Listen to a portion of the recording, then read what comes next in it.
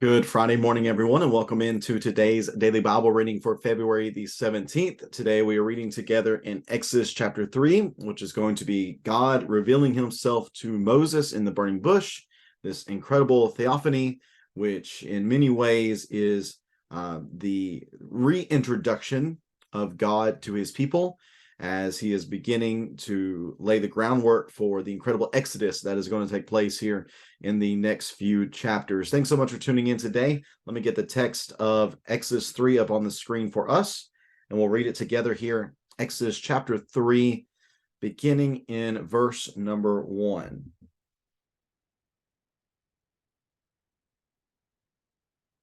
Exodus 3, verse number 1. Meanwhile, Moses was shepherding the flock of his father-in-law Jethro, the priest of Midian.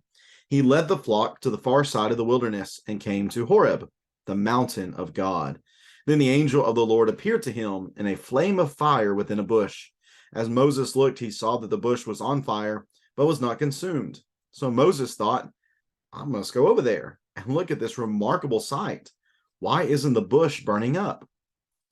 When the Lord saw that he had gone over to look, God called out to him from the bush, Moses, Moses. Here I am, he answered.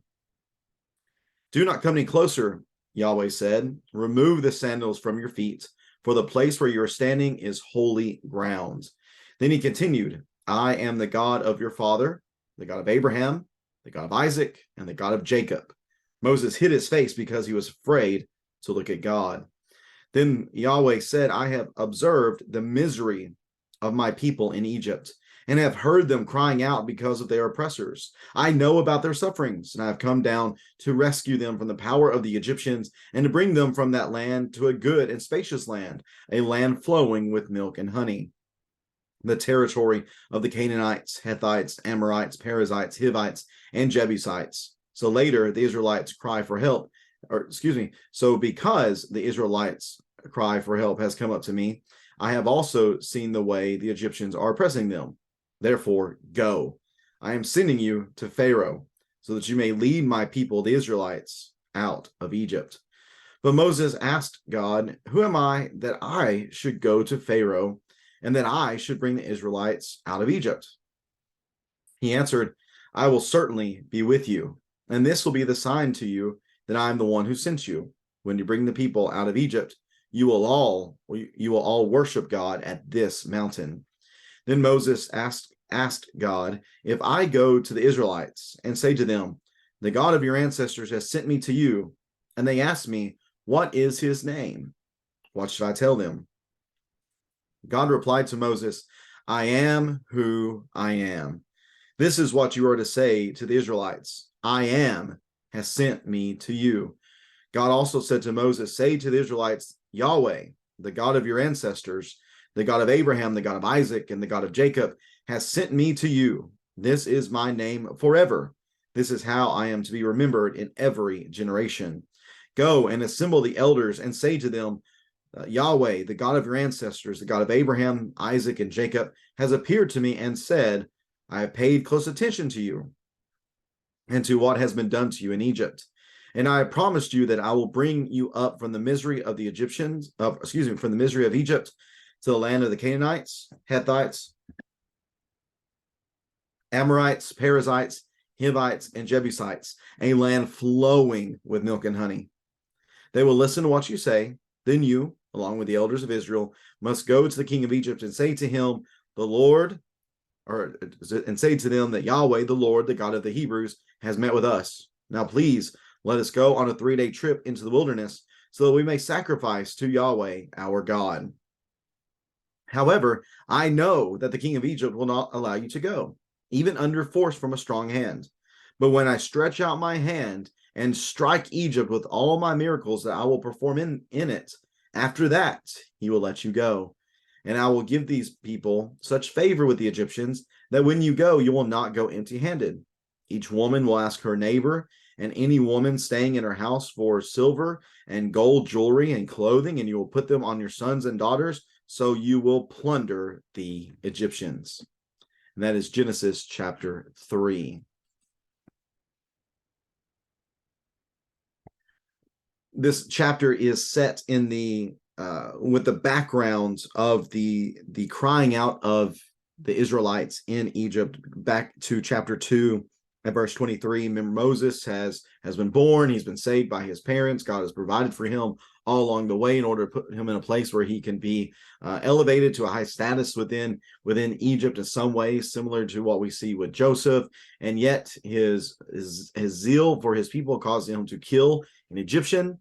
And then that becomes known. He has to flee. He ends up going to the land of Midian and is married to the daughter of Jethro. Her name is Zipporah. He ends up being a shepherd for Midian and his flocks. And in the meantime, while this is going on, in verse 23, we're told that after a long time, the king of Egypt died, and the Israelites, they did three things. They groaned because of their difficult labor, and they cried out.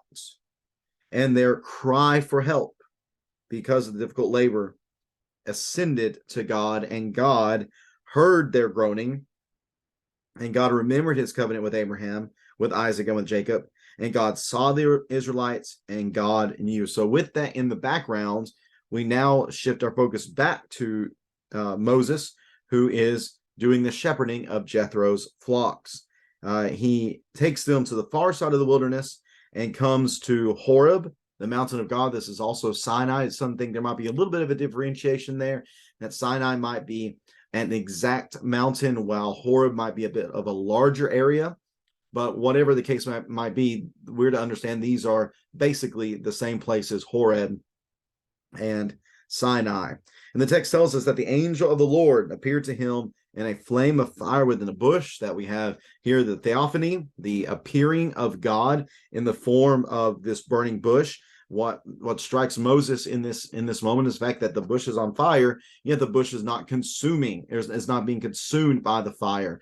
It's almost like it's not really magic, but it's a scientific trick that people do. There's this substance that you could put on your hands, and you light it on fire, and it burns, but your hand does not burn. So it looks like your hand is not consumed. Well, that's what God is doing here, but in a miraculous way. The bush is on fire, but the bush is not burning up. Moses goes closer to check it out. And when he does, when the Lord, in verse number 4, when Yahweh sees that he goes over, it says that God called to him from the bush. So we know then that God himself is in this bush. This is him appearing to Moses in this way. He calls out to Moses. Moses answers, and he tells him, do not come closer. Stay back. You're good where you are. Remove the sandals from your feet, for the place where you're standing is holy ground. Now, it's holy ground because that's where God's presence is in this moment. Where God is holy. It is always holy, is a sanctified space. The removing of the sandals would have been a sign of strong reverence within the ancient Near Eastern culture. So being here in the presence of God, it was necessary for him to show that reverence through the removal of his sandals. He announces himself to Moses. He says, I am the God of your father, so of Amram, but I'm also the God of Abraham and Isaac and Jacob. He is identifying himself in this manner to Moses. Moses obviously grasped this because he hides his face. He was afraid to look at God. The fear and reverence that he should have had is present here in this moment, recognizing who it is that he is speaking to, that this is not just some random unnatural phenomenon, but there is something truly special happening here in this place. Again, a theophany, an appearance of God to people. Yahweh says that I have observed the misery of my people in Egypt. I have heard them crying out because of their oppressors. Again, I mentioned yesterday that on the page of my Bible, these two paragraphs are right across from each other. So on the left-hand side, there's the crying out, and then God saying that he hears. And then on the right-hand side, here is the Lord acknowledging that. So recognize that when we read what we're reading here in verse number 7 and verse number 8, that goes back to chapter 2 and verses 23 through 25. He says, I have heard them, I know their sufferings, I've seen them, and I have come down. I've come out of my realm to intercede in these human affairs, to rescue them from the power of the Egyptians, and to bring them to the land, to that land, a good and spacious land, overflowing with milk and honey. This is a nod to his faithfulness concerning the land promise. Again, Abraham, Isaac, and Jacob are not going to possess the land themselves. Their descendants would go away for a time, but then God would come and establish them in the land that he has promised. Here he is announcing it is time for that to take place. He says, "Go, therefore," verse number 10, "I am sending you to Pharaoh," because up to this point, all God has said is what he's going to do. But now he introduces Moses into the role that he's going to play within this story of the Exodus. "I am sending you. You are to go, and you are to lead my people, the Israelites, out of Egypt." And you would think, wow, what an honored position to be able to do such a thing. And yet Moses, here in this moment, I can understand this question from him. I can understand, out of all the people on this earth, you want me to be the one to go and to do this? Who am I? I'll be gracious here and acknowledge this as being a moment of humility on Moses' part. I think later on we get into definitely some excuse making, but here in this moment, I think it very legitimately could be read, maybe should be read as a moment of humility for him. Who am I that I should do this? But then the Lord clarifies. He's like, well, actually, you're not the one doing this. You might be the means through which I'm accomplishing this, but the main point is that I, God, I, Yahweh, am the one who is going to accomplish this. You're not doing this. I am doing this. And the sign is the fact that you'll bring these people up to this mountain. You'll worship me together. Now, is this a delayed sign? Is there another sign we're pointing to? I don't know. This is hard to interpret what exactly the sign is, and if it is the sign of them coming back to Horeb, coming back to Sinai to worship God together, then it is a delayed sign, and maybe then it is the ability for Moses to look back and to see that all along the way God was keeping his promises to him as far as the Exodus and how it would take place.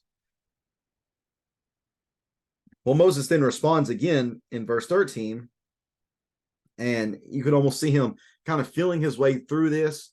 Maybe at this point, the magnitude of the ask is getting to him, because he just continues to ask questions and to wonder, well, how exactly am I going to do this? If I do go to the Israelites and I say to them, the God of your fathers has sent me, and they ask me, what is his name? What should I tell them? What should I tell them? If I'm coming in your name, I need to know the name that I'm coming under the authority of. And God's reply to Moses is, I am who I am. And this could be translated so many different ways. I am who I am, he who causes to be. I am because I am. I will be who I will be. I create what I create. The bottom line here is that there is a self-existence that is underlying this particular phrase that God is giving to Moses. Now, I don't believe this is the actual name. I don't think that is the case here. This is not the name. This is just stating to him the reality of the one who is sending him, because he goes on to say, this is what you are to say to the Israelites. I am has sent me to you. God also said to Moses, say this to the Israelites, and here's the name that they would know, that Yahweh, the God of your fathers, the God of Abraham, the God of Isaac, the God of Jacob, has sent me to you. This is my name forever, and this is how I am to be remembered in every generation. This is God's covenant name. He is the one who is faithful. There's over 6,000 uses of this name within the text. And again, there's a lot of scholarly debate on these two verses. What exactly is the name? Is the name the I am statement? Is the name Yahweh itself? Had the people forgotten the name? Or is this the first introduction of the name?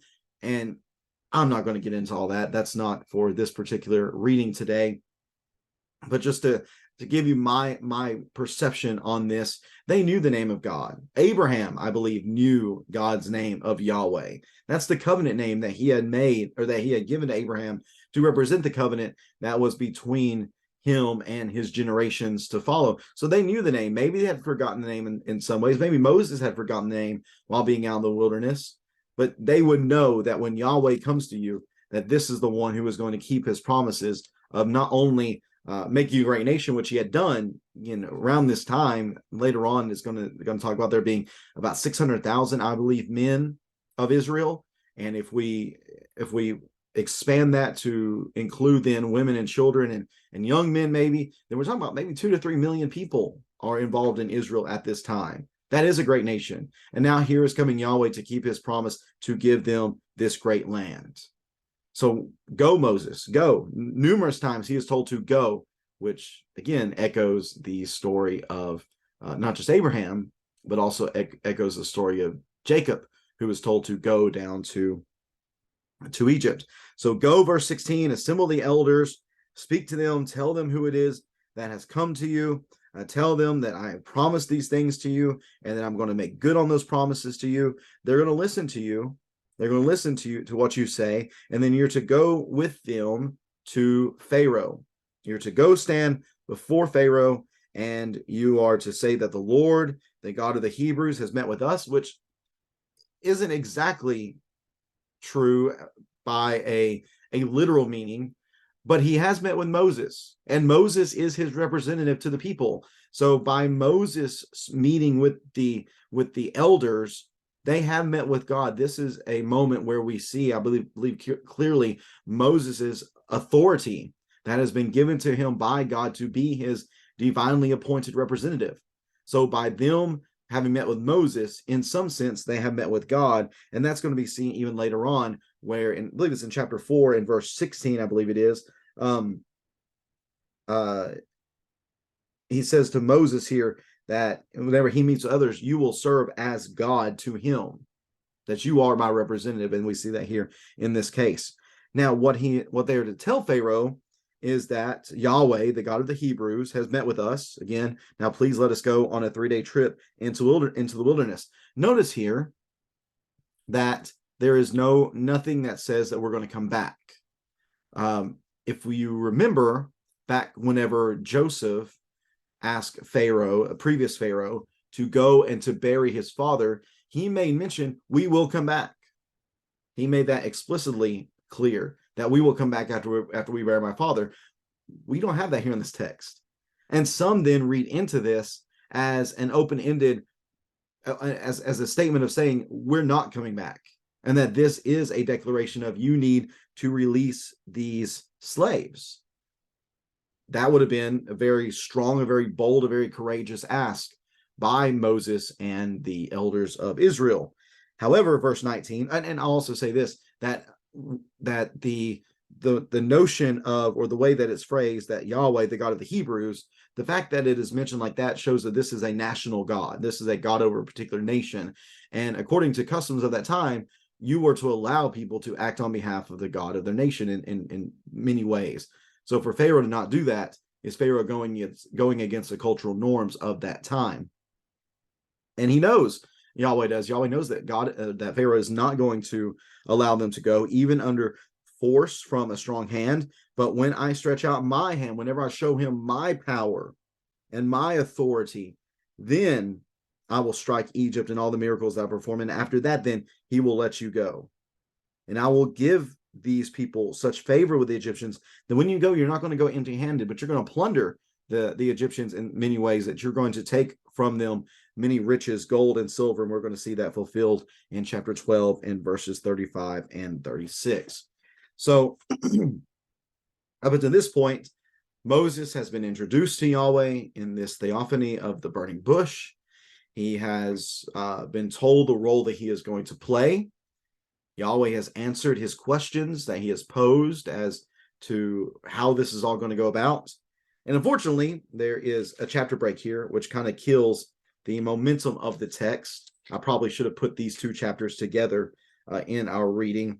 But be that as it may, tomorrow we're going to see that chapter 4 is going to begin with, I think, what really begins as the excuse making on Moses's part, which is really unfortunate, because Moses has been, his life up to this point has been leading to this moment. He has been a shepherd for Jethro for 40 years. And he has developed many of the leadership skills that would be necessary to be the leader here in this moment. But we're going to see in chapter 4 that he doesn't feel as if, or he's making excuses to show himself as not being ready. And yet we're going to see God We're going to see him even getting frustrated with Moses here. We're going to see him continue to move him to the point where he is going to be the shepherd who is going to lead the flock of God, which is Israel, out of captivity and into the promised land. We'll check that out tomorrow on Saturday the 18th as we read together from Exodus chapter 4.